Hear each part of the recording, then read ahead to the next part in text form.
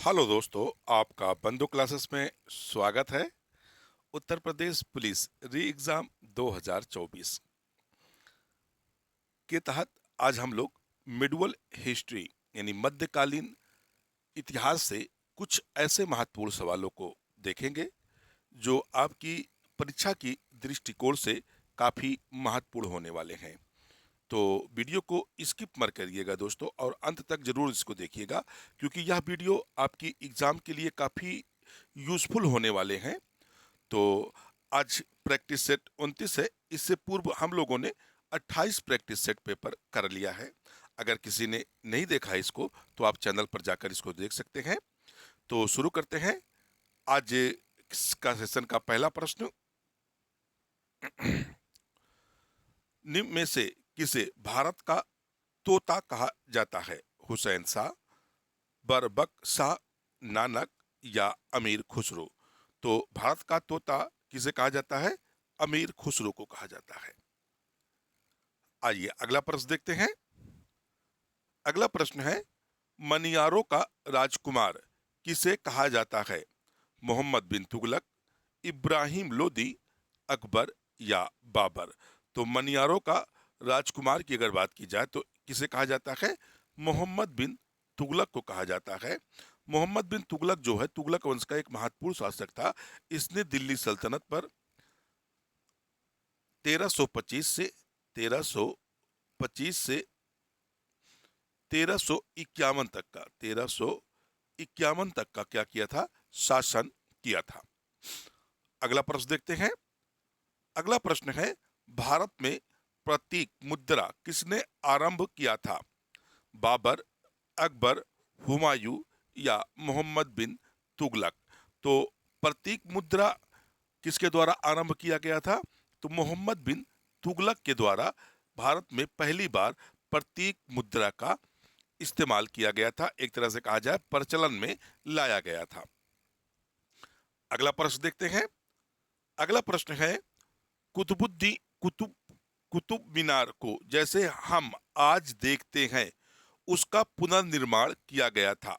गयासुद्दीन तुगलक, मोहम्मद बिन तुगलक, फिरोज शाह तुगलक या अलाउद्दीन खिलजी? तो कुतुब मीनार की अगर बात की जाए तो कुतुब मीनार का जो निर्माण कार्य था, एक तरह से कहा जाए उसकी स्थापना कुतुबुद्दीन ऐबक के द्वारा रखी गई थी। लेकिन 1210 ईस्वी में कुतुबुद्दीन ऐबक की मृत्यु हो जाने पर उसने कुतुब मीनार का जो निर्माण कार्य शुरू किया था उसे पूरा नहीं करा पाया था। आगे चलकर इस कार्य यानी इस बिल्डिंग को इल्तुतमिश के द्वारा किया जाता है, पूर्ण किया जाता है, यानी एक तरह से कहा जाए कंप्लीट किया जाता है। कितने महले का? 4 महले की यह बिल्डिंग कंप्लीट की जाती है। लेकिन कुछ दिन बीतने के बाद इसे वज्रपात, एक तरह से कहा जाए आकाशीय बिजली के कारण यह जो कुतुब मीनार था क्षतिग्रस्त हो गया, और इसको पुनः तुड़वाकर फिरोज शाह तुगलक ने एक और मंजिल बनवा दी। अब ये कितनी हो गई है? वर्तमान में यह 5 मंजिल इमारत है जो दिल्ली में स्थित है, और इसको उसका पुनः निर्माण कराने का जो श्रेय दिया जाता है वह फिरोज शाह तुगलक को दिया जाता है। यानी आपका राइट आंसर क्या बन जाएगा? फिरोज शाह तुगलक। अगला प्रश्न देखते हैं। अगला प्रश्न है, किसने अपनी राजधानी दिल्ली से देवगिरी अब्लिक दौलताबाद हस्तांतरित की थी? इल्तुतमिश, बलवन, गयासुद्दीन तुगलक या मोहम्मद बिन तुगलक? तो दिल्ली से दौलताबाद राजधानी हस्तांतरित करने वाला दिल्ली का कौन शासक था? मोहम्मद बिन तुगलक था। आइए अगला प्रश्न देखते हैं। अगला प्रश्न है, दीवाने खैरात नामक एक अलग विभाग की स्थापना किसने की थी? तो किसने की थी यह जो दीवाने खैरात की स्थापना? तो फिरोज शाह तुगलक के द्वारा इस विभाग की स्थापना की गई थी। इसके माध्यम से फिरोज शाह तुगलक जो है गरीब और अनाथ बच्चियों की क्या किया करता था? मदद किया करता था। उनकी शादी में दान दिया करता था। इसी दान को क्या नाम दिया था, क्या किस विभाग से जाना जाता था? दीवाने खैरात। आइए अगला प्रश्न देखते हैं। अगला प्रश्न है, दिल्ली का सुल्तान जो भारत में नहरों के सबसे बड़े नेटवर्क के निर्माण के लिए प्रसिद्ध है, तो सर्वाधिक नहरों का निर्माण किस शासक के द्वारा किया गया था? तो फिरोज शाह तुगलक के द्वारा, यानी फिरोज शाह तुगलक ने भारत में सर्वाधिक नहरों का निर्माण करवाया था। इतिहासकार का मानना है कि इसने टोटल 5 नहरों का निर्माण करवाया था। अगला प्रश्न देखते हैं। अगला प्रश्न है, लोदी वंश का अंतिम शासक कौन था? तो लोदी वंश की स्थापना की अगर बात की जाए तो लोदी वंश की स्थापना बहलोल लोदी के द्वारा की जाती है और उसका अंतिम शासक जो था इब्राहिम लोदी था। यानी लोदी वंश का जो अंतिम शासक था कौन था? इब्राहिम लोदी था। इब्राहिम लोदी की शासनकाल की अगर बात की जाए तो इब्राहिम लोदी 1517 से 1526 तक का दिल्ली सल्तनत का क्या रहता है? सुल्तान रहता है। 1526 में ही पानीपत का प्रथम युद्ध होता है, जिसमें बाबर के द्वारा इब्राहिम लोदी क्या होता है? पराजित हो जाता है और भारत में एक नए वंश की स्थापना होती है, जिसे हम लोग मुगल वंश के नाम से जानते हैं। अगला प्रश्न देखते हैं। कौन गुलरुखी के उपनाम से कविताएं लिखा करता था? तो गुलरुखी उपनाम से कविताएं लिखने वाला दिल्ली का कौन सा सुल्तान था? तो सिकंदर लोदी था। यानी जो सिकंदर लोदी था वह जो है उसे कविता का भी शौक था और वह जो है गुलरुखी उपनाम से कविताएं लिखा करता था। अगर सिकंदर लोदी की अगर बात की जाए तो सिकंदर लोदी जो है या जो है 1469 से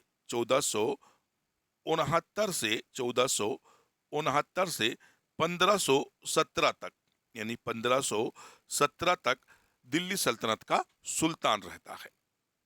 आइए अगला प्रश्न देखते हैं। अगला प्रश्न है, औरंगजेब कौन सा वाद्य यंत्र बजाता था? तो औरंगजेब, इसके बारे में कहा जाता है कि यह इसे एक उपाधि दी गई थी, जिंदा पीर। यानी एक तरह से कहा जाए यह शरीयत का बहुत ही बड़ा पायबंद बादशाह था और यह जो है ढोल ताशे या बाजों पर क्या करता था? प्रतिबंध लगाने के लिए भी विख्यात था। लेकिन ऐसा भी माना जाता है जो औरंगजेब बादशाह था वह बीड़ा बजाने में निपुण था, यानी बीड़ा बजाने में उसे महारत हासिल थी। तो कौन सा वाद्य यंत्र बजाता था? तो बीड़ा बजाया करता था। राइट आंसर क्या हो जाएगा? सी वाला आपका राइट आंसर हो जाएगा। आइए अगला प्रश्न देखते हैं। अगला प्रश्न है, किस सुल्तान ने इक्ता व्यवस्था आरंभ की थी? तो इक्ता व्यवस्था आरंभ करने का जो श्रेय है शुरू में अगर देखा जाए तो मोहम्मद गोरी को जाता है। मोहम्मद गोरी ने सर्वप्रथम इक्ता व्यवस्था आरंभ की थी। उसने मोहम्मद कुतुबुद्दीन ऐबक को इक्ता प्रदान की थी। लेकिन इस इक्ता व्यवस्था को सुचारू रूप से और बड़े पैमाने पर प्रचलित करने का जो श्रेय दिया जाता है वह किसको दिया जाता है? इल्तुतमिश को दिया जाता है। एक तरह से कहा जाए तो जो इक्ता व्यवस्था थी इसको पूरी तरह से सही तरीके से लागू करने का जो श्रेय है वह किसको जाता है? इल्तुतमिश को जाता है। आइए अगला प्रश्न देखते हैं।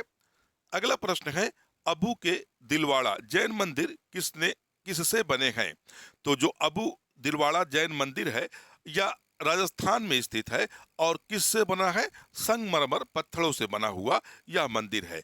यह मंदिर जैन धर्म का से संबंधित है, जैन धर्म से संबंधित है। आइए अगला प्रश्न देखते हैं।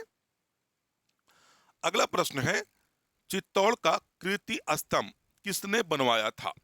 तो कीर्ति स्तंभ जो है यह एक विजय स्तंभ था और इसका जो निर्माण करवाया गया था राणा कुंभा के द्वारा करवाया गया था। यानी किसके द्वारा करवाया गया था? राणा कुंभा के द्वारा करवाया गया था। आइए अगला प्रश्न देखते हैं।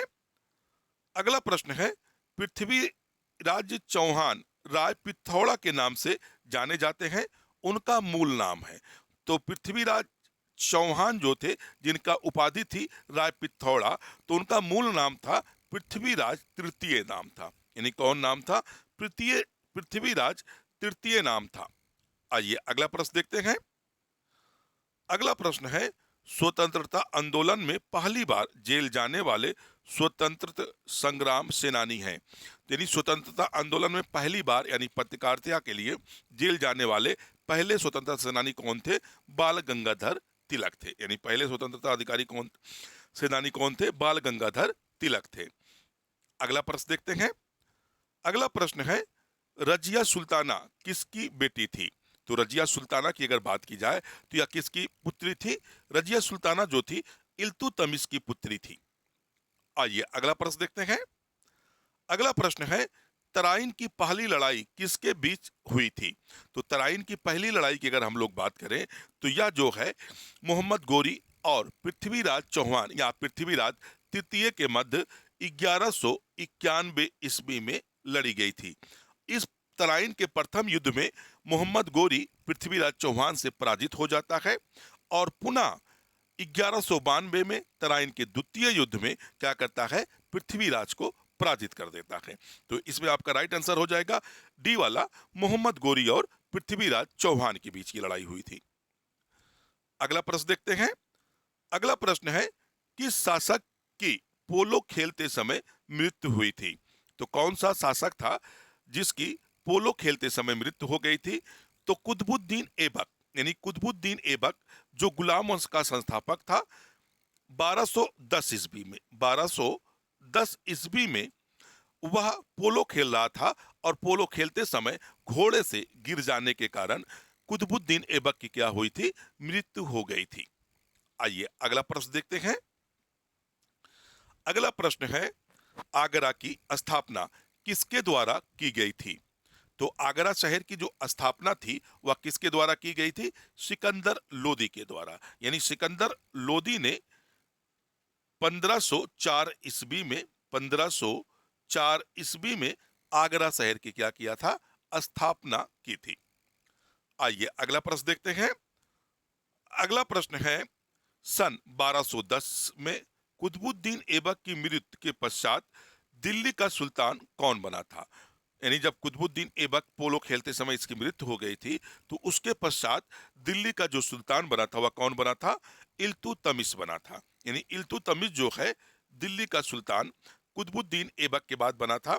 और इसके अगर शासन पीरियड की बात की जाए तो इसका जो शासन पीरियड है 1210 से लेकर 1210 से लेकर 1236 तक का, यानी 1236 तक का इसने दिल्ली की गद्दी पर शासन किया था।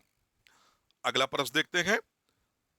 और अगला प्रश्न है, भारत के दिल्ली पर राज करने वाली पहली महिला मुस्लिम महिला शासक कौन थी? तो एक तरह से कहा जाए दिल्ली सल्तनत पर या भारत में पहली मुस्लिम शासिका कौन थी? तो रजिया सुल्ताना थी। यानी रजिया सुल्ताना जो है भारत पर शासन करने वाली पहली मुस्लिम शासिका थी। इनका जो शासन पीरियड था वह कब से कब तक था?